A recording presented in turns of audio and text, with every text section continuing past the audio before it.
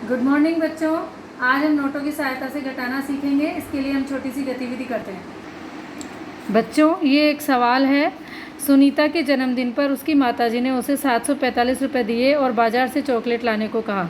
सुनीता ने दुकानदार से 268 रुपये की चॉकलेट खरीदी तथा शेष रुपये अपनी माताजी को वापस दिए। बताओ सुनीता ने अपनी माताजी को कितने रुपये दिए। इसके लिए हमारे पास कुछ रुपए हैं जो सुनीता को उसकी माताजी ने दिए, और एक ये फोल्ड हमने बना के तैयार किया है जिसमें इकाई दहाई सैकड़े के लिए कुछ खंड बना दिया है। अब हम इकाई के नोट इकाई के खंड में रखेंगे, और 10-10 के जो नोट है दहाई के, इनको हम दहाई के खंड में रखेंगे, और 100-100 के नोट है सैकड़े के, उनको सैकड़े के खंड में रखेंगे। और हम अब घटाते हैं कि सुनीता के पास 5 इकाई के नोट हैं, 5 में से उसको 8 नोट घटाने हैं। ये है 5। और बच्चों, ये हमें भी पता है कि अगर मेरे पास 5 नोट है तो उसमें से मैं 8 नोट नहीं घटा सकती। तो उसके लिए हमें क्या करना होगा कि जो अगले दहाई के नोट है, इन दहाई के नोटों को हमें इकाई के नोटों में परिवर्तित करना होगा। और ये हमारे पास इकाई के 10 नोट आ गए, और ये कुल नोट हो गए 15।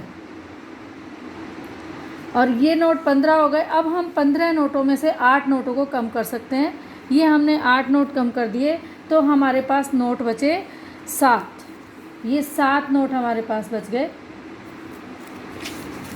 अब चूंकि हमने दहाई के नोट को इकाई में परिवर्तित कर दिया था, तो अब हमारे पास 3 दहाई के नोट बच गए, और 3 दहाई के नोटों में से हमें नोट निकालने हैं 6। अब इसमें भी वही समस्या कि 3 दहाई के नोटों में से हम 6 नोट कैसे निकालें। तो उसके लिए भी हम सैकड़े के एक नोट को लेंगे और उनको दहाई के नोट में परिवर्तित करके इस रखेंगे।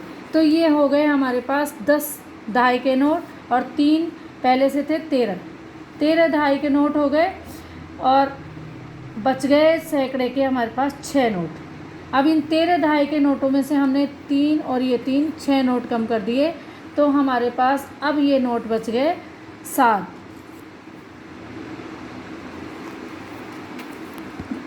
और अब हम देखते हैं दहाई के सैकड़े के नोट। अब सैकड़े के नोट हैं हमारे पास 6। चूँकि एक नोट हमने दहाई में परिवर्तित कर दिया था, तो 6 में से 2 नोट अगर हम हटा देते हैं तो हमारे पास नोट बचेंगे 4।